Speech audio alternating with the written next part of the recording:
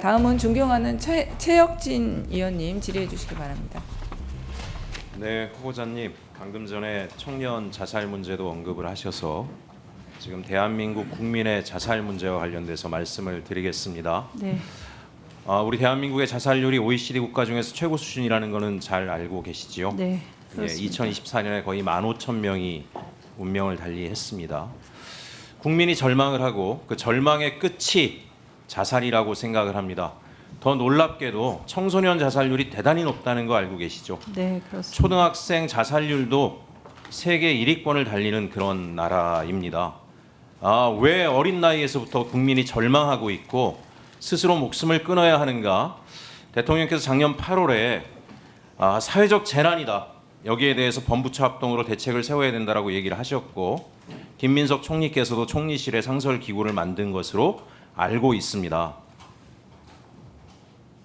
범부처 합동 대책 같은 것들이 만들어졌을 것이다라고 생각을 하는데 그건 과거 정부에서도 다 만들었어요. 그런데 왜 개선이 되지 않을까? 저는 총리로 부임하시면 면밀하게 보셔야 되는데요. 부처 합동 대책이라고 하는 것이 가만히 놓고 보게 되면 표지가리인 경우가 굉장히 많습니다. 기존의 책상 밑에 있던 정책들을 부처별로 다 끌어모아서 하나로 모아놨지만 대부분은 과거에 하던 정책의 반복인 경우가 대단히 많습니다. 그래서 국민의 눈높이에 부합하지 못하고 실질적인 구조적인 변화가 이루어지지 못하기 때문에 변화가 만들어지지 않는 문제가 있습니다. 저는 총리로 부임하시면 이 문제에 대해서 정말 국민이 느낄 수 있는 특단의 조치들을 통해서 많은 변화들을 통해서 국민들이 더 이상 절망으로 스스로 목숨을 끊는 일이, 우리가 전시 상태에도 전쟁 중에 아동이 사망하는 일이 발생하면 전 세계 뉴스에 나오지 않습니까? 어떻게 아무리 적대국이라고 할지라도 아이들을 죽일 수가 있느냐? 대한민국의 아이들이 스스로 목숨을 끊고 있는 문제입니다. 공직자라면 무거운 책임감을 느껴야 된다라고 생각을 하고 있습니다.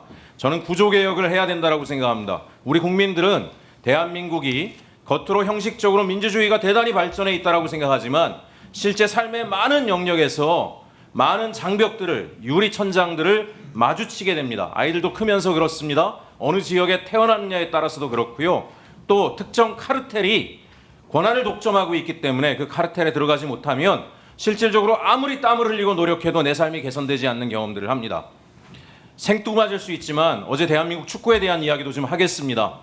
우리가 이 인천하느라고 축구 안 본 게 우리 수명을 몇 년 늘렸을지도 모르겠습니다. 우리 국민들이. 제 언론에 보니까 매년 나왔던 얘기입니다. 축구협회 카르텔, 특정 대학 카르텔이 대한민국 축구를 다 망치고 있다. 특정 기업 카르텔이 다 망치고 있다. 이 얘기가 뭐겠습니까? 축구 선수로 자신의 꿈을 키워보고 싶은 청년들이 얼마나 대한민국에 많겠습니까? 청소년들도. 하지만 특정 대학에 들어가지 못하면 내가 아무리 노력을 해도 국가대표가 되지 못하고 국가대표가 설사 된다라고 할지라도 벤치를 지켜야 된다라고 하는 것이 고착화되어 있고, 이런 얘기 나온 지가 수십 년이 됐습니다. 이런 카르텔이 대한민국 곳곳에 있습니다. 그걸 아이들도 느낍니다. 내가 어느 부모한테 태어났기 때문에 내가 아무리 노력해도 내 삶이 변화가 없을 것이다라는 것을 느끼고 있습니다. 대한민국에 아까 은둔형 청년 얘기를 하셨죠. 나중에 지표를 보시면 재밌습니다. 이게 웃을 일도 아니지만 소득 1분위와 5분위가 가장 높습니다. 근데 경우가 다릅니다. 최고 소득층의 청소년들은 물려받을 재산이 있기 때문에 내가 정말 원하는 일이 아니면 굳이 나가서 일하지 않겠다라고 이야기합니다.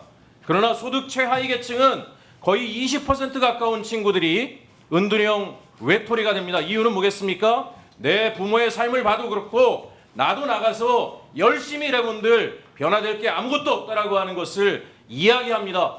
이 상황이 지금 대한민국이 해결해야 될 굉장히 강한 중요한 문제이고, 이것이 국민의 자살률을 높이고 있다라고 생각합니다. 총리님, 총리 후보님, 지역의 소상공인들 만나보십시오. 어떤지 아십니까? 부부가 같이 일을 하다가 소득이 줄어드니까 한 사람이 뭘 합니까? 처음엔 직원이 있다가 직원을 자릅니다. 그 다음에 부부가 일을 합니다. 그러다 부부 중에 한 사람이 밤에 나가서 대리운전을 합니다. 그렇게 투잡을 뛰어도 아이들을 키울 만한 충분한 벌이를 하지 못합니다. 그러다 보면 뭘 선택을 합니까? 가족 동반 자살을 선택하는 겁니다. 아이들이 자기 소유가 아니니까 아이들을 데리고 죽음을 선택하는 건 분명히 범죄이기 때문에 근절시켜야 하지만 그것만 범죄로 봐서는 문제가 해결되지 않는다라고 생각합니다. 왜 국민이 사지에 내몰리는 것을, 태어난 환경이 일생을 좌지우지하는 것을, 나라 돈이 들어가는 거 아닙니까? 저는 축구협회 이번에 분명히 여기 정부 재원이 들어가고 있다고 생각합니다. 철저하게 개혁을 해서 왜 국민의 세금이 들어가는 곳에 이런 카르텔이 존재해서 국민의 마음을 멍들게 하는가? 분명한 구조개혁이 필요한 시점이라고 생각합니다. 얼마 전에 국민체육기금 관련된 내용들을 제가 들여다봤습니다. 1조 7천억이 배분되는데 그중에 5천억을 제외한 1조 2천억이 평가도 없이 매년 반복적으로 특정 기관에 100억, 200억씩 나가고 있었습니다. 국민의 세금이 나가고 국가의 기금이 나가는데 어떤 공공적 가치를 창출하는가에 대해서 엄밀한 평가가 없다라면 그 기관은 똑같은 방식으로 돈을 뿌리고 거기에서 카르텔에 들어가지 못한 사람들은 멍이 들고 있었을 것입니다. 그래서 저는 총리 후보님께 말씀드립니다. 범부처 합동대책이다라고 하는 기존에 있던 대책 끌어모으는 것으로는 대한민국 자살 문제를 해결하지 못할 것이다. 적어도 우리가 민간에서 벌어지는 일까지는 국가가 자유시장 경제에서 다 뭐라고 할 수는 없지만 국민의 돈이 들어가고 있는, 국민의 세금이 투입되고 있는 각종 카르텔에 대해서는 수술을 해야 된다라고 생각을 합니다. 그래서 이 자리에 있는 많은 의원님들도 같이 뜻을 모아주실 것이라고 믿고 있고요.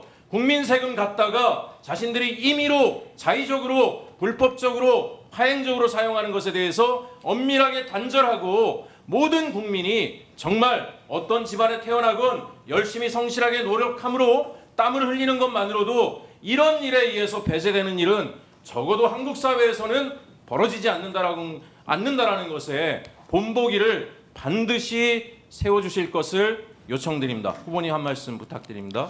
네, 제가 우선 자살 관련된 부분 먼저 말씀드리겠습니다.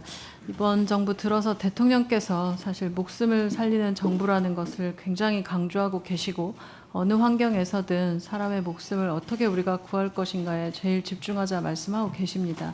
저는 이 부분을 굉장히 중요하게 생각하고요.